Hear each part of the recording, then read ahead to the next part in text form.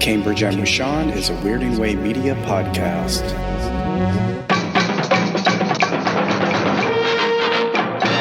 What do I get? A succulent Chinese meal. Hello and welcome to Cambridge and with Sean, a podcast by two weird guys about the weird things they like. This is a special, exclusive, exciting, I don't know. We're excited about this episode. Exclusive to anyone who cares to listen. To Jules Henry Martin. Yes. This one's for you, Jules. That's right.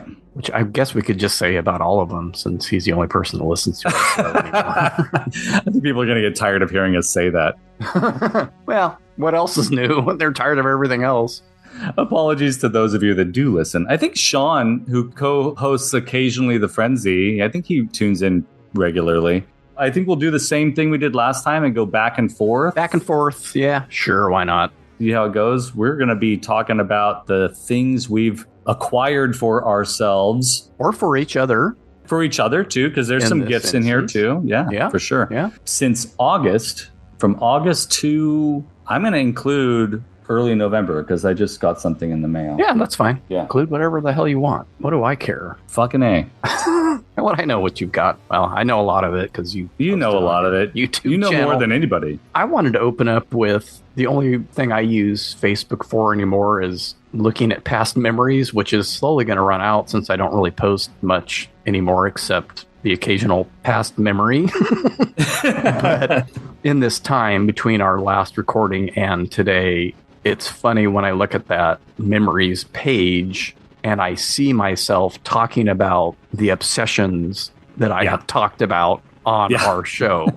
So for a while there, I don't know, it might have been September of however many years ago, I started a trend of I posted about an obsession every day. And it was like Alan Ormsby's monster book. Yeah. Elephant Man, Houdini, Stretch Armstrong. All this stuff that I have used as fodder for this show. And it just kind of makes me chuckle every time one of those memories pops up. And like I said, on the last episode, the Shogun Warriors stuff, during the summer months, it'll pop up because that's when I posted or got them was summer of 2012 up through like the spring of 2013. I was buying those. So those memories come up on occasion and I go through it all again. I think the phrase for this is evergreen, right? Yeah, sure. The word for these things, like there are everything that I'm going to be talking about today they're part of evergreen IPs, like things that consistently are appealing to me. I have some new things, so we'll hit a little bit of both. That's exciting. I rarely venture into new territory. There is one thing here, but it's still associated with an IP that I love. I'm excited to hear what you have. Well, hit us with your first thing. The first thing that I have here that I'd like to talk, and I don't think I mentioned this, but it is really on the cusp. I think it was either late July or early August. Well, I'll let you know if you already talked about it. I know you will. Did I mention Perseus from Clash of the Titans? I believe so. Okay. See, now it's been so long. That could have been. I don't know if I did. Know. Maybe not. I don't know if I did. But I'm going to mention it today because I'm going to do it in categories. Because I got three things here that are in the 3.75 inch scale that I am super excited to have as part of the collection that I got since late August. I'm pretty sure it was, late July. Pretty sure I got Perseus late July. Since early August, I have acquired three really cool 3.75 inch figures. I think I may have mentioned before that the Superman 1978 3.75 inch figures. I got all of those. The one that I was never able to find on the shelves was Lois Lane. Finally found Lois Lane on the shelf. She looks like Margot Kidder. It's incredible, actually. Any more at home like you? Not really, no. And I was getting nervous because these Spin Master $7.99 3.75 inch figures are going for like $45 on eBay, which is, of course, a little insane to me. I'm not sure why, but maybe it's because some parts of the country aren't getting them or whatever. But I am seeing them on the shelves occasionally. They do pop up. And I was really excited to get Margot Kidder's Lois Lane. and that completes that collection. And then on one of the trips to the antique stores with Jules, we had spotted the Perseus action figure, and I went back and got Perseus, and he's from the Clash of the Titans line.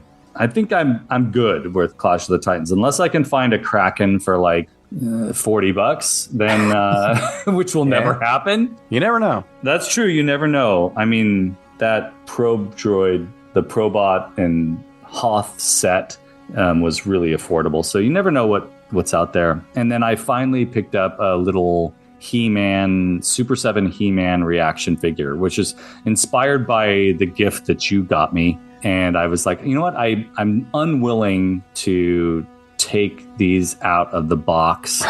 They're so cool. And we'll get to that in a little bit when we talk about the gifts. But so I wanted to get the regular release Wave 1 He-Man reaction figure from Super 7. And he was finally available at an affordable price. And I got him for like $16. Cheaper than their reaction figures now. Exactly. Yeah, exactly. And for a while there, he was pretty pricey. Super 7. I know, Super 7. That's the first thing I wanted to talk about with the additions to my collection that are in the 3.75 inch scale. Cool. All right. Well, I continue with my changeables purchasing. Got one of the versions of a quarter pounder changeable, and that was the styrofoam box. Oh, yeah.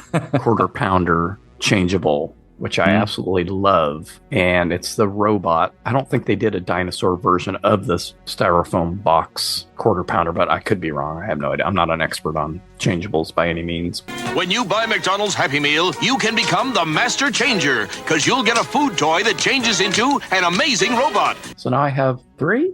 Yeah, got a cheeseburger, Big Mac, and this packaging changeable. So that was, I think, right around the time we actually recorded way back then. And it was a in-bag version, and it was very cheap. Of course, I ripped it out of the bag because I don't give a shit about that. I'm not going to keep something stupid like this in a bag. Enjoy it. Sitting right here. The colors are great on that. Pink and blue. Purple and light blue and dark blue. Yeah. The lights kind of make it look pink, but it's more of a purpley fuchsia, I guess. Yeah, fuchsia. And, you know, that's nice. Nostalgic styrofoam packaging, which we don't have anymore.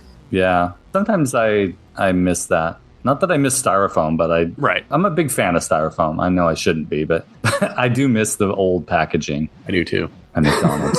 What's next for you? I think I'm going to talk about the stuff that I got for my birthday in September quickly. I know in the last episode I talked about the James Bond books that Jules sent my way for my birthday. Mm-hmm. And I know that I've posted this on my channel, but I do want to talk about how cool the birthday gifts are that you got me. The set of the reaction Masters of the Universe figures that are based on prototypes. That's incredibly cool. I absolutely love it so much. Another novel gift that you gave me was the Skeletor Japanese vinyl inspired figure. That is officially the first Japanese vinyl inspired item in my collection. So that's very cool that it's also Skeletor. The 3 little yellow dinosaurs that I did not mention in my video are right here on my desk. They've been here ever since you gave them to me. So I love those. A quick nod to Steve and Tracy Rupel.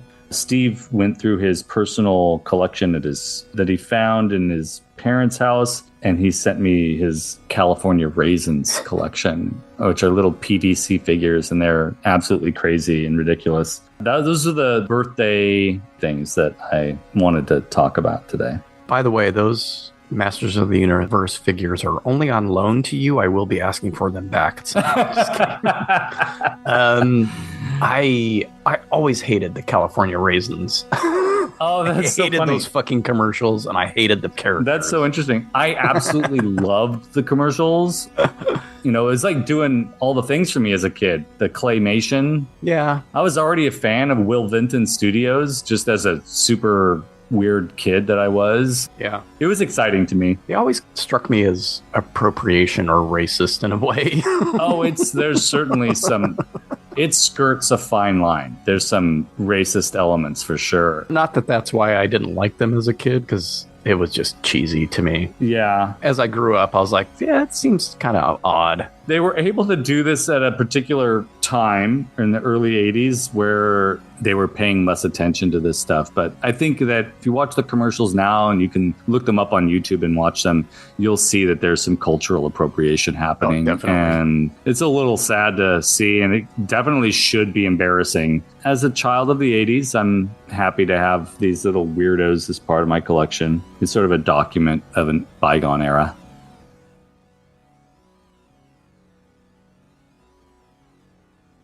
M-A-R-X spells Marx, world's largest toy maker. Well, you mentioned the little plastic dinosaurs, and that's next on my list. And Nice. this was inspired by your Marx Disney figures because that plastic on those always reminds me of the plastic of these little cheap dime store dinosaur figures. I know Timmy makes them still or made them for a long time, but I don't know if that's what these originally were. I know I mentioned when you talked about those Marx figures, like I think they sold these at gas stations or like gave them away, you know, when you filled up your tank or whatever. And of course in gumball machines, and you could buy bags of them in stores and stuff. But that's funny. Here's a petroleum product for buying your petroleum product. We didn't have Sinclair in Fresno back then. We do now. They were big on promotional items. I actually have a blow up Sinclair Dino that I bought Clio at the one on Blackstone. Oh, you do? That's cool. Anyway, again, one of the things that I would search for on eBay when it rolled around was I didn't know the name of this specific one that I had as a kid that I absolutely was obsessed with. So I would just look up plastic dinosaurs, and the old ones would pop up, newer ones would pop up. I could never find or figure out which one it was, but I believe this is the one I had as a kid. Shortly after our episode, I started looking them up, and of course they're sold in lots of however many, 2 to 20. So I would save a couple of different listings, and then I stumbled on one, and I'm like, oh, that's definitely the one I had as a kid. And so then I looked up dinosaurs with spiny backs or whatever. I believe it's a Dimetrodon is the dinosaur that I had that I liked. So I found a listing for a lot of 12. It had... Did I give you a Dimetrodon? No, I have a Stegosaurus, a Tyrannosaurus, and whatever that thing is that looks like a armadillo. Yeah, I think there might be a red one of these as well, but I had the green one, and so it had a green one in the thing, and it had another one, and they were all looked in good shape, and it was, I think, $5 or something for the that rules. I understand it's a lot of money. It's a heck of a lot. What did you say you were going to put there? A lot. It's a limited... I know it's a lot. I mean, a parking lot. I got those, and it had some duplicates in yellow, which is not my favorite color, so I gave you those.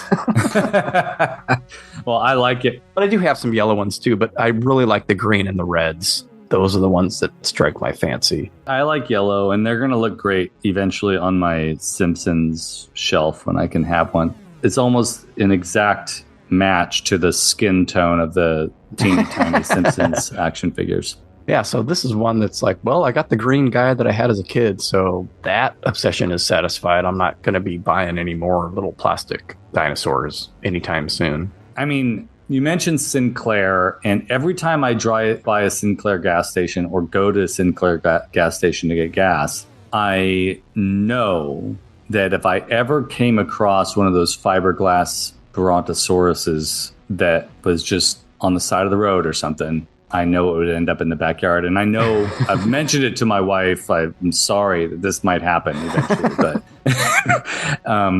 where are they going to go? If Sinclair ever folds, like those dinosaurs are going to be in a junkyard somewhere. They're going to get snatched up fast. I hope so. People steal them. I'm going to be wanting one of those. They're amazing. Yeah, as soon as they started popping up, I was like, there's got to be merch for these. And so I'd look online, and then I went into the store once and was just like, yeah, give me one of those blow-up dudes. Yeah, that's cool. For anybody that remembers Mold-O-Ramas, they always had a little Moldorama thing of that figure. Oh, that's cool. Wherever. I don't think it was at their gas stations, but in certain spots you can get a Moldorama. I can't remember what the dinosaur's name is. It has a name. Moldy. Surely.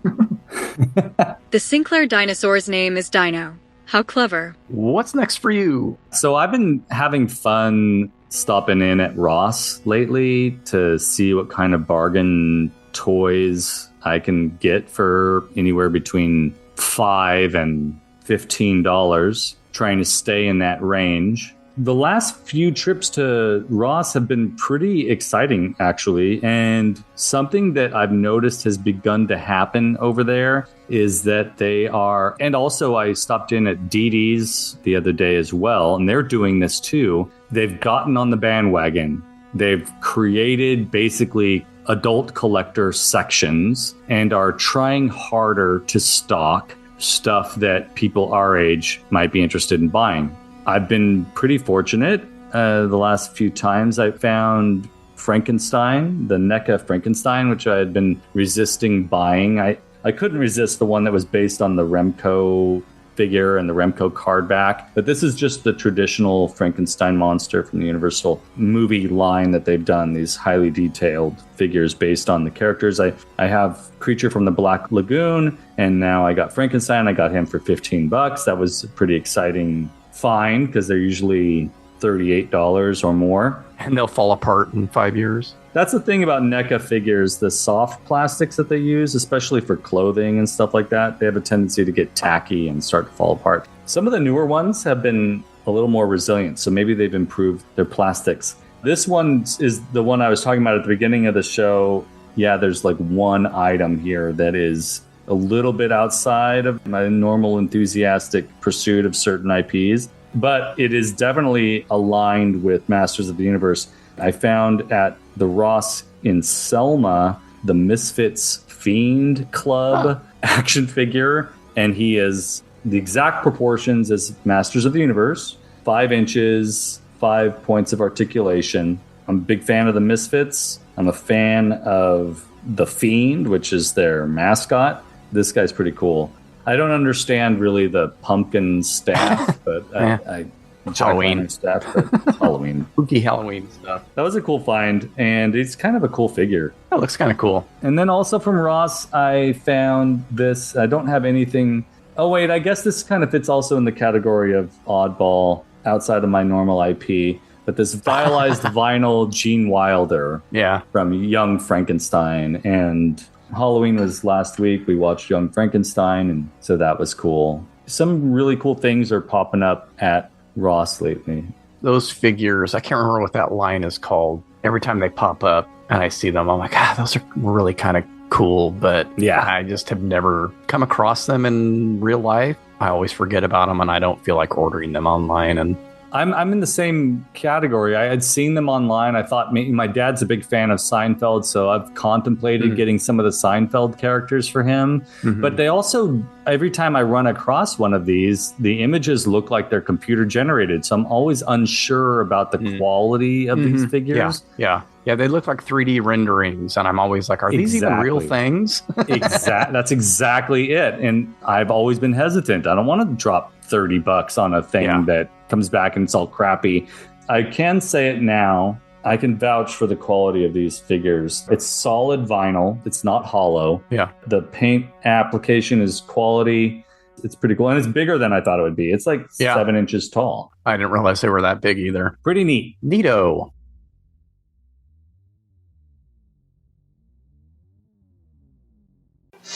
Now, beneath my floating sheet, a friend I want you all to meet. The Wizard of Fries! He can do anything with Burger King fries. He's a fry school graduate. May we go to Burger King? Easy enough with a twist of my ring. I doubt that magic ring is true. I'll get there fast with my ring, too. Uh-oh, Duke of Doubt. Watch the tree.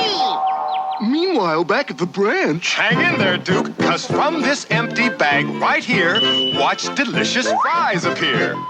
All right, what's next on your list? Well, this is one of the new things, new to me, at least within the last couple of years. Actually, we talked about this on the episode of your show where Dallas Pogue guested. Oh, yeah. So that was 2 years ago. And I don't think I was really familiar with this. Obviously had seen it as a kid, I'm sure, but it's not something that stuck. So I have been, speaking of Dallas Pogue, been watching his channel, rewatching because there's not a whole lot on there. I've probably rewatched most of his restoration videos like a half a dozen times since we last talked. I mean, each one. I just keep rewatching them when I find myself with nothing to do. One of the things that he is, I'm not going to say obsessed with, but fascinated by is the Wizard of Fries character from Burger King when they tried to do a McDonaldland thing with a bunch of really weird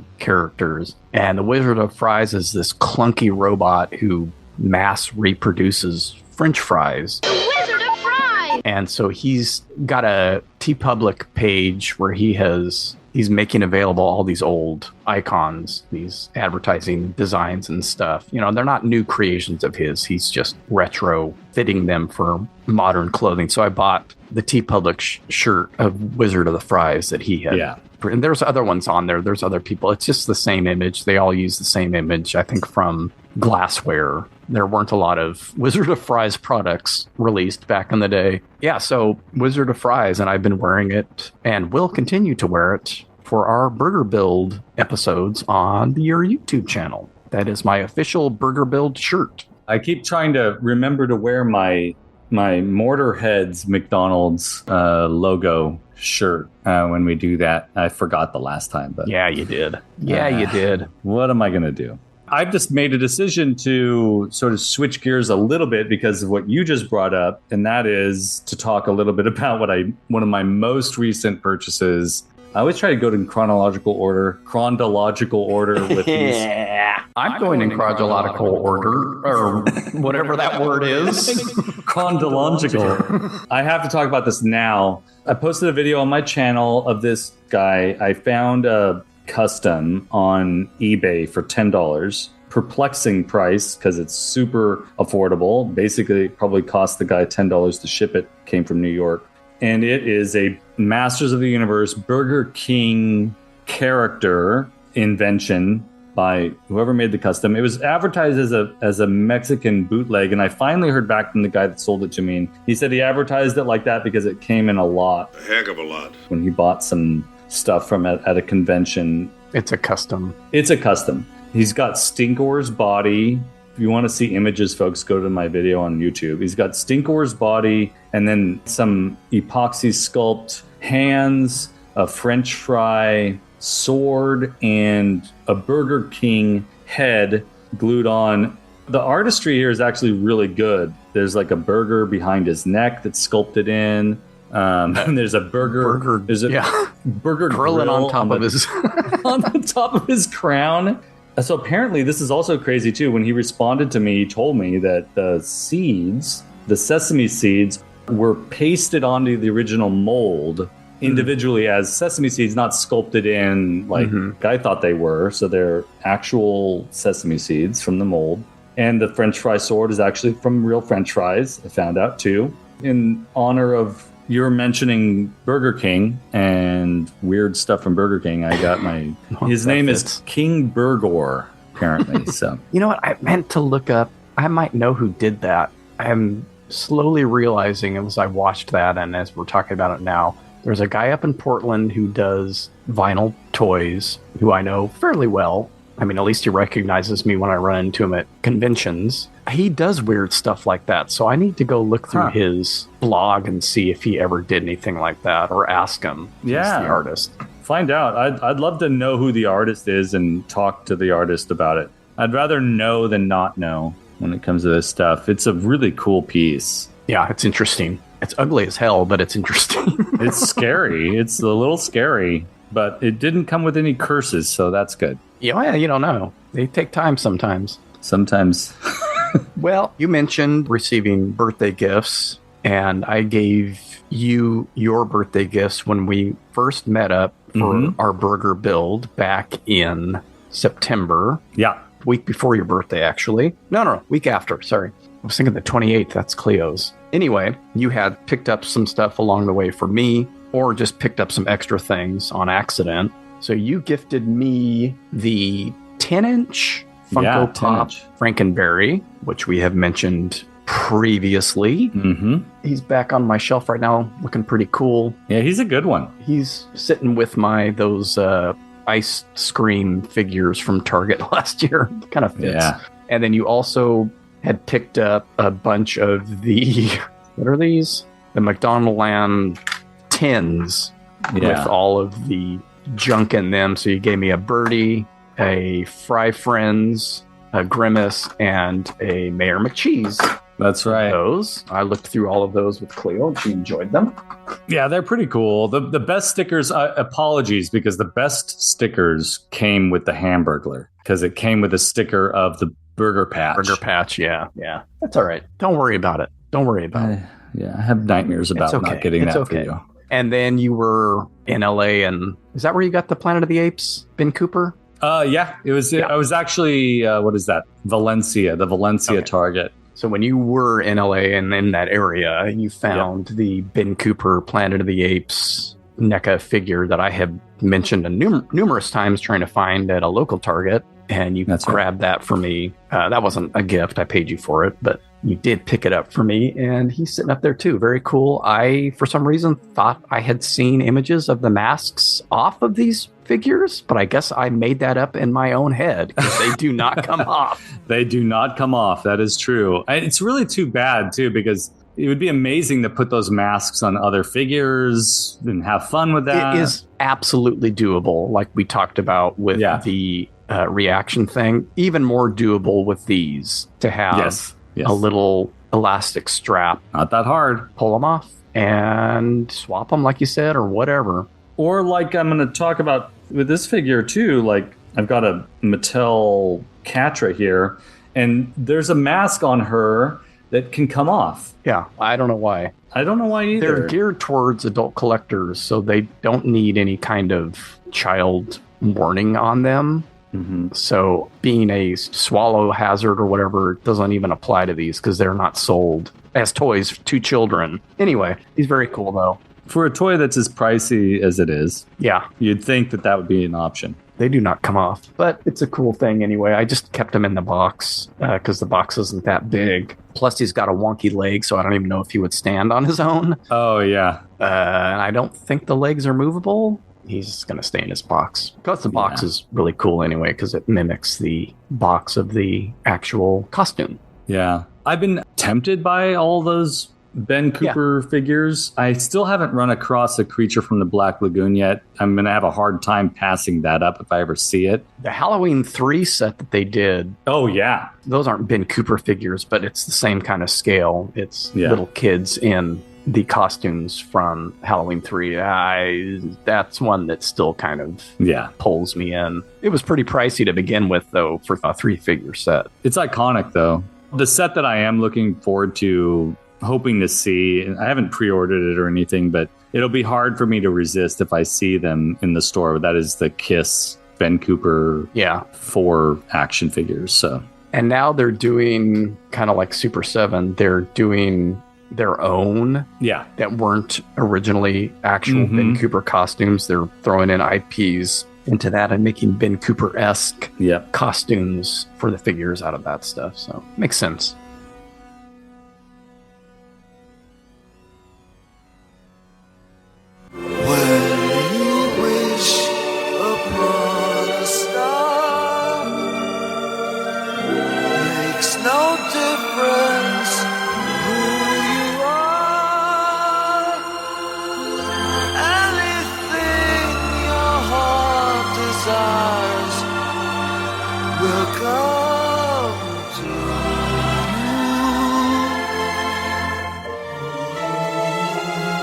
I was really excited to find this record at an antique store recently when the wife and I were out looking at things. This is the Gene Simmons solo album, which I bought when you and I took a trip to Disneyland. I bought from a gas station on cassette and made us all listen to it. I still have no memory of that. Of course. I was in intestinal distress during that trip, so... Also, it's not a great record. The cover art is phenomenal. Like, just is an amazing portrait of Gene Simmons. It's incredible. It's iconic. It does all the things for me. But the record itself is not great. There's a couple of pretty good songs on here, but the best one is the cover of When You Wish Upon a Star. Oh, God. Like, holy shit. That is Isn't the Ace Frehley solo album considered the best? I think it is. I think it's the best one. I would even say that Peter Criss's solo album is pretty good. R.I.P., by the way. I know, R.I.P. I have 2 copies of the Ace Frehley one.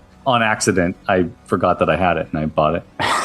I've done that before. Yeah. I prefer the Ace Frehley one. The Peter Criss one's pretty good too, but I feel confident in saying that Paul Stanley's and Gene Simmons are both pretty bad. Isn't They're it? Both pretty, yeah. Yeah, that is interesting. The leaders. Quote unquote leaders of the band. That was an exciting find. Yeah, I was more worried about shitting my pants in your car than I was about what was being played on the... Oh, man. That's an awful feeling. I forgot that you were going through that during that trip. TMI. TMI, my friends. So speaking of Dallas Pogue, again, Dustin Crops boy. Another thing that I don't know if I knew about this as a kid.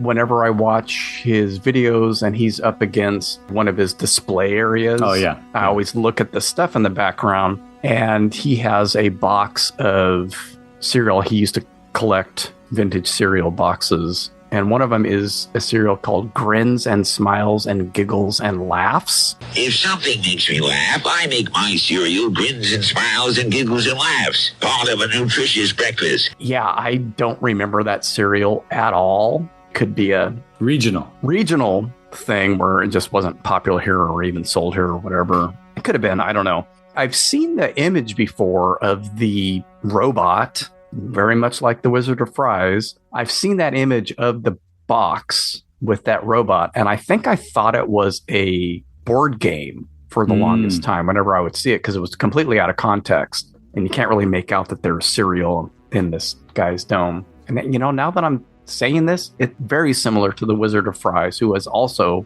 domed and has fries in the dome. So this robot has cereal in its dome, and it vomits out cereal when anybody makes it laugh. I love it. There isn't a whole lot out there. They did a lamp or something that you could buy or send in proofs of purchases for. But of course, it's a cereal, so they had little cereal prizes. There's a set of ramp walkers. So, you know, you're supposed to be able to put this thing on an incline and it'll hobble down. It doesn't work at all. Of the characters, and I believe this one is Laughs. So these are the names of these executives or whatever that are in charge of the cereal. And he's on top of a barrel.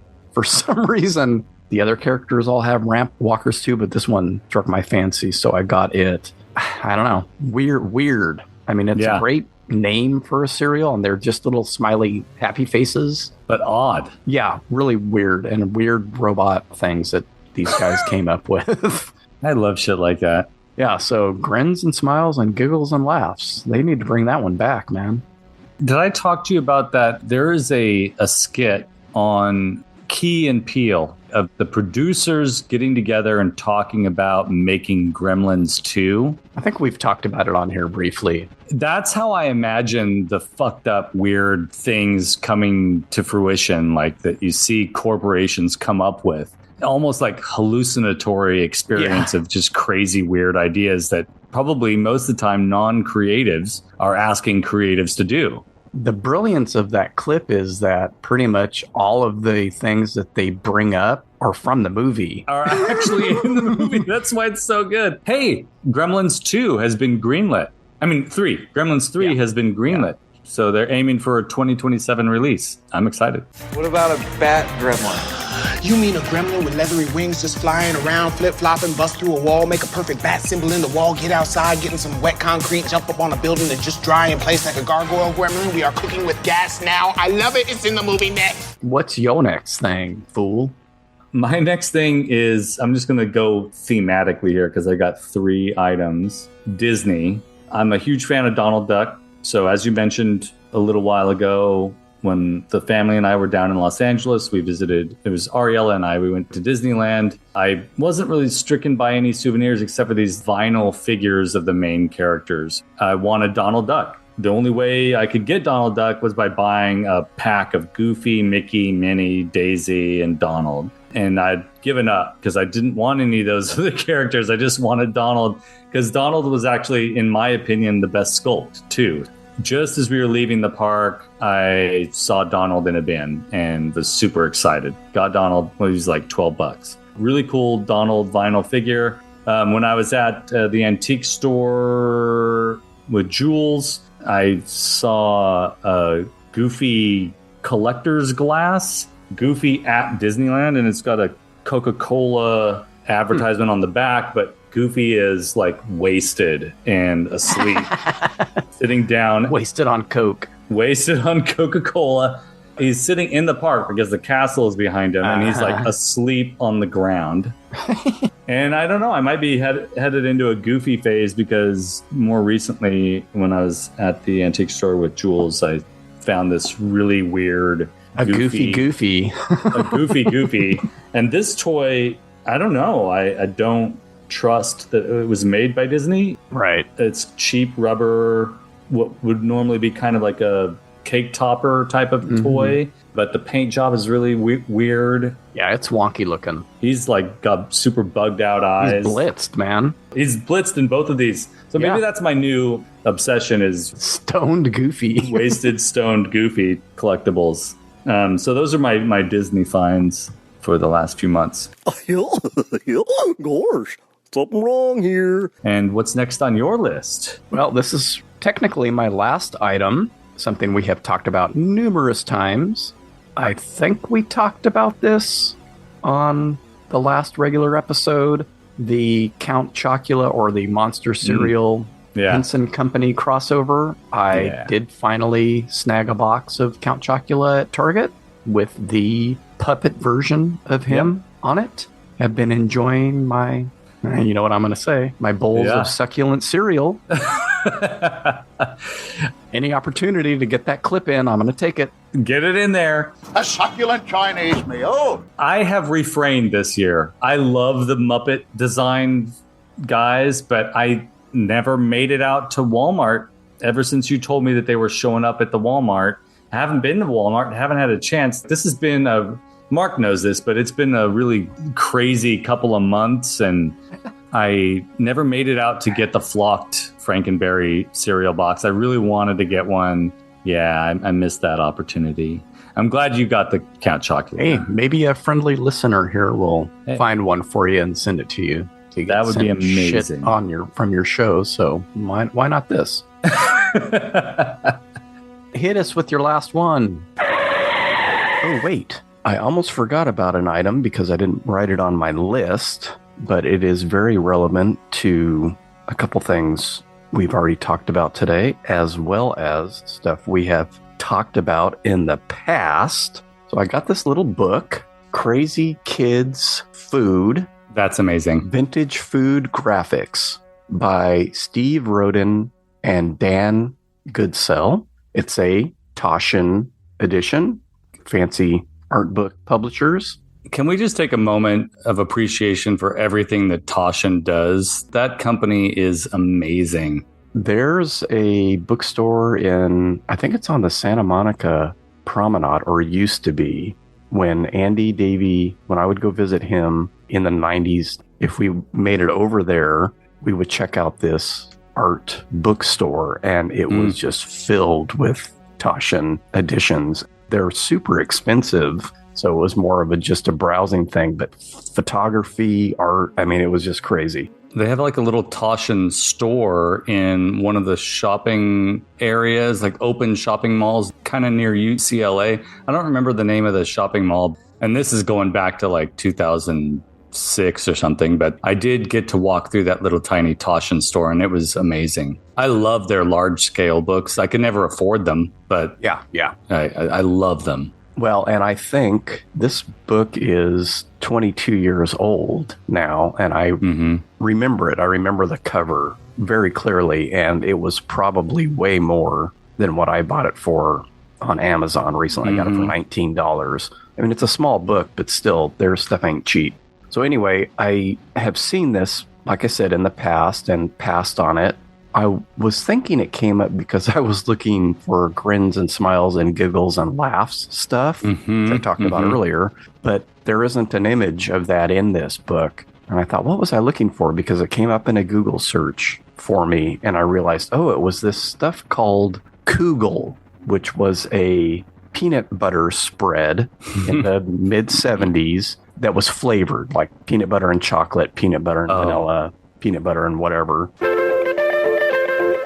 Here comes Kugel, the crab peanut is a surprise. I think I remember us eating that. I don't know, but I believe that's why this popped up. I popped over to Amazon and I was like, oh, it's only $19. I'm buying that. Plus, one of the authors, quote unquote, since there's like no words in this, is Dan Goodsell, who I have mentioned on the show. He's the creator of Mr. Toast. He's the guy that I found out about the walking Cutie Fruity toys. And I've been online friends with him for years. And I'm like, oh, well, I need to find this other guy then, this Steve Roden, because he obviously collects this stuff too. This is all stuff from their collection. And so I searched his name on Instagram and found a profile for him, mainly known as a musician. You should look him up, actually. But apparently he passed away a couple of years ago. Oh, and I was like, oh, shoot. Well, I guess I'll still follow him since his page is still on here. I got curious and looked him up, did a Google search for him, and he's got a Wikipedia page, and apparently his music was very interesting and well-known, or well-known in certain arenas. But he was diagnosed with early onset Alzheimer's in 2017 and died 6 years later at 59, rough. Which I am fast approaching. So scary stuff. That's really sad. Only 10 years away from me as well. It's just chock full of, it's just pictures. The only real writing in it is the introduction by that guy, Steve Roden. Of course, the start of licensing for food products began with Disney imagery. The first licensing to put on food aimed at kids were Disney characters. Yeah, that makes sense. At some point, they realized, oh, well, we're paying for these licenses. Why don't we just create our own stuff? And so there's a mixture in this book. It's a couple hundred pages, and it's just nothing but pictures of graphics on food aimed at kids. Just the best imagery you can possibly imagine. My only disappointment with the book is that it seems to lean towards early 70s and before that. So like a lot of the stuff that I would be super familiar with and appreciative of isn't really in there. There's one image of a freaky cereal box. The Monster Cereal guys aren't even in there. There's like one little page of a couple of Hostess things. And so I believe that's because both these guys are a little bit older than I am. So that's what their interests lean towards. That makes sense. Yeah, another connection to our episode. Guess who gets thanked at the back of the book? Is it Dallas? Yeah. That makes sense, probably because he donated some images of his own collection of stuff. Yeah, like I mentioned, he was a cereal box collector for a long time. That's so cool. They do make it clear that it's all from their collection, but I'm sure that there's tons of people that are thanked on the page as well, but they probably helped source stuff for them, give them stuff for their collection. Oh, that's cool. That was my final thing. And now you can hit us with your last one. My last one is a big one. I've got... Sure it is. It's so... That's what all the men big. say. It's succulent. I have... I don't want to know about that. Succulent? I have a few Masters figures. So I've been excited about the cartoon collection figures. So I was able to pick up Whiplash, who's based on the cartoon version of Whiplash. I was able to pick up Grizzlor, and this is one of my favorites, actually. Leech is based on the She-Ra cartoon. Leech, Catra, and Shadow Weaver. Was able to find those. The cartoon collection, I was really trying to resist it. And when I see them, it's just hard to resist them because they do a really good job, actually, of making these figures look like they looked in the cartoons, either He-Man and the Masters of the Universe or She-Ra, Princess of Power. And the last one here is I did get a Skeletor. There's this line of Masterverse figures that they're claiming that they are based on the vintage figures. So it's called the Vintage Collection, but they are more detailed. Yeah. Sure. They're doing everything that they can to milk this IP for what it's worth. This Skeletor has pretty much my favorite modern Skeletor now, so that's pretty cool. You royal boob. I'm just going to have you royal boob clipped like every 5 seconds. Every 5 seconds. Yeah. Right here. You have to do that. And actually, there is one extra last thing. I almost forgot to mention these. McFarlane Toys came out with these Batman Returns figures. Apparently, they're very, very hard to find. I have not been able to find any of the other ones. There's a Christopher Walken one that's amazing. The Donald Trump of the Batman Returns movie, essentially. But I was able to find Catwoman, and I was able to find Danny DeVito's. So Michelle Pfeiffer's Catwoman and Danny DeVito's Penguin. And they're both really amazing figures. Usually don't advocate for buying action figures at the $40 price range. Oh. They're $35 each. But I love Batman Returns. I loved the 1989 Batman when it came out with Jack Nicholson and Michael Keaton. But for something about the period of time when Batman Returns came out, I was listening to Sonic Youth and Nirvana and discovering post-punk for the first time. And that Susie Sue song that she teams up with Danny Elfman, that song was on the radio a lot. It was this like summer of 92 or something. It just really resonated with me. I love that movie. I just watched it not too long ago, and I almost am willing to... Batman 89 is fun and interesting, and it's a good movie, and it changed a lot the landscape of superhero movies in a somewhat positive way. But Batman Returns is actually a really good, fun, weird movie, in my opinion. And so I was stoked to find those figures too. That's really the official last stop on the acquisitions train. Face to face, my lovely foe, mouth to mouth, raining heaven's blows, hand on heart.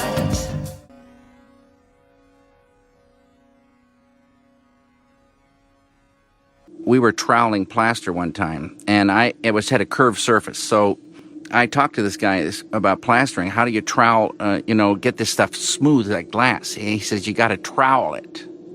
And so Jack and I just kept saying, you got to trowel it, all day long, troweling this thing.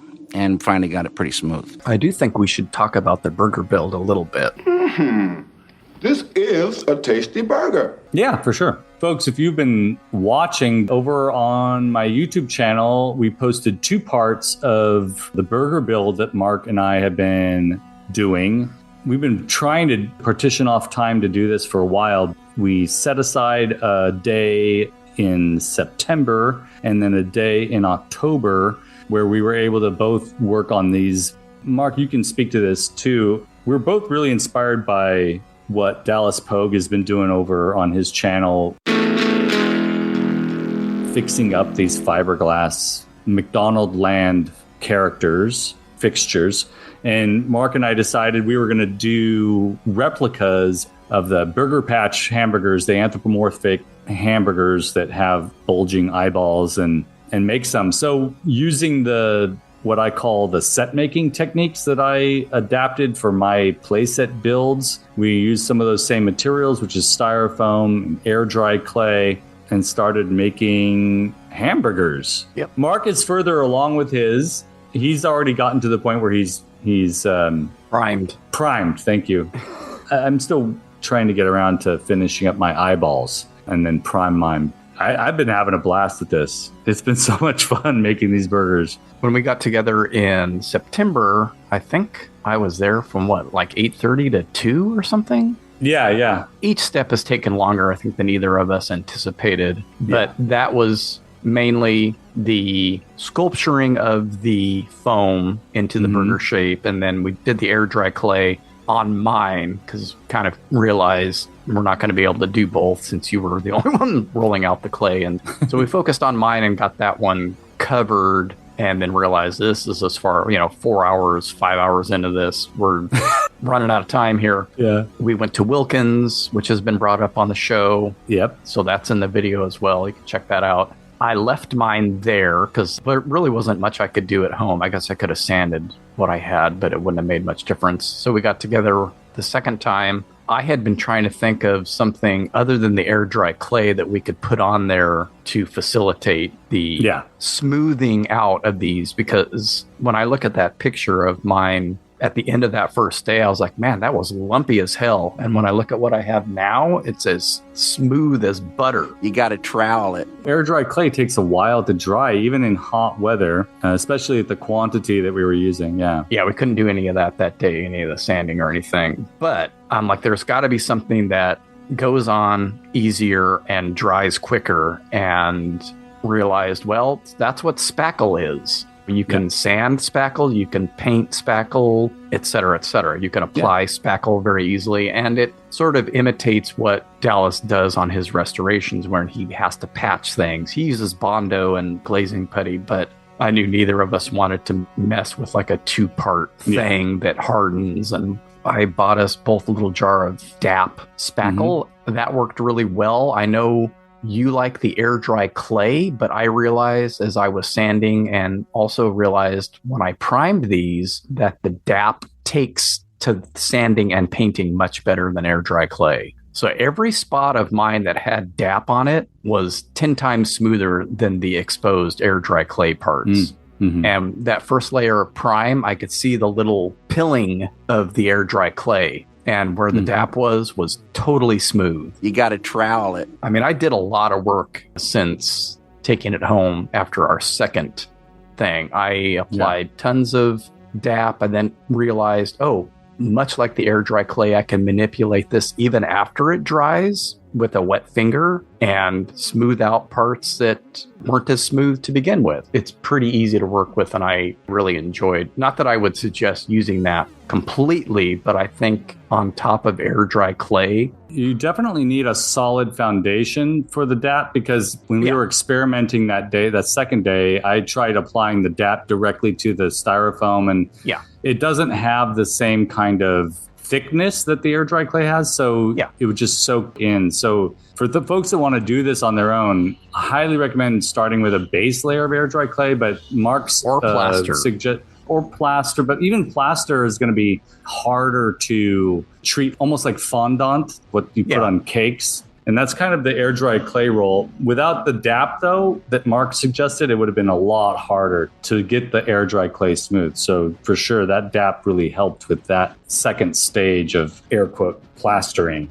Your burger is looking great. For folks that watch my YouTube channel, you already know this probably, that I'm also at the same time, I'm been commissioned to make a miniature Matterhorn. So I've been working on that. It's been harder for me to get to the stage where Mark is with his burger, but I'm almost there. I just got to finish my eyeballs and then get it sanded and then prime it. And then the next part we're going to do is going to be painting these things. Yes. I'm excited. I'm taking it a little bit further than you, I think, because I'm going to be potting this as a plant. I've got a little stand he's going to stand on. I'm going to secure him to a large pot and have some fake plants sort of billowing out underneath him, so he looks like he's emerging out of a plant. I'm excited about that. And I'm just going to shove mine on a shelf. And that's great, too. You mentioned Dallas again and the restoration and fabrication of the... I think the thing that really got me wanting to actually make a burger were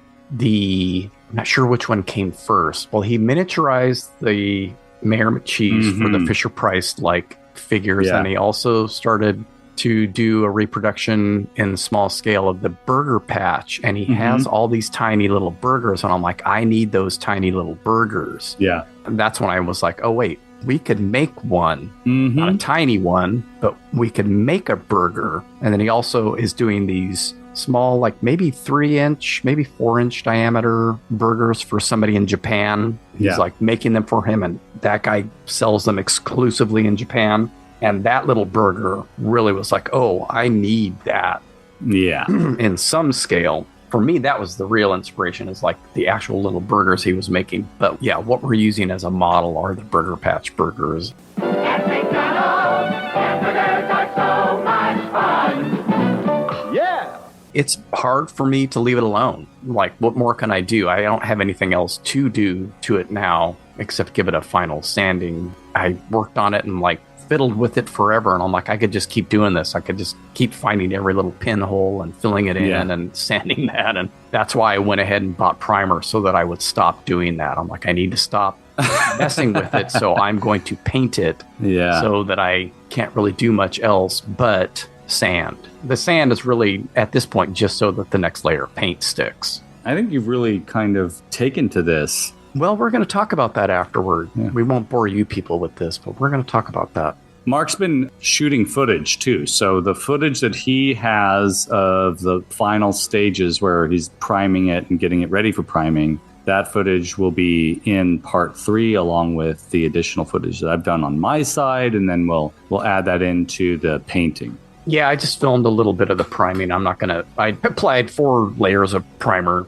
mainly because I switched from gray to white. Also, stuff landed on it when I was priming outside one day. Got a little messed up, so one of my layers was basically ruined. But anyway. That happens. Also, it should be noted that fans of Mark should watch part 2 in particular, because he really gets a lot of screen time in that episode. Fans of Mark, quote unquote. You have fans out there. Sure. I'm one. I enjoyed editing that video, watching you talk. I haven't shot anything else or done any talking, but yeah, so Burger Build, go check it out. Check it out! It was linked in our little very special episode last time, and I'll link it in these 2 episodes as well. Watch them. Watch it. I think that's it. All right, friends. Thanks for listening. Remember, until we meet again, have fun, stay weird, and keep collecting if you know what's good for you. And who knows what December brings? You'll just have to stick around to find out. I don't know what we're doing. We'll see you next month. Possibly. Or we might take another break. Mark wants to take a break. He's had enough of me. You got to trowel it. A succulent Chinese meal. Grins and smiles and giggles and laughs. Josh, I'm going to have to tell him. About my weirdness? I'm sorry, Josh. Cambridge and Rashawn is a Weirding Way Media podcast.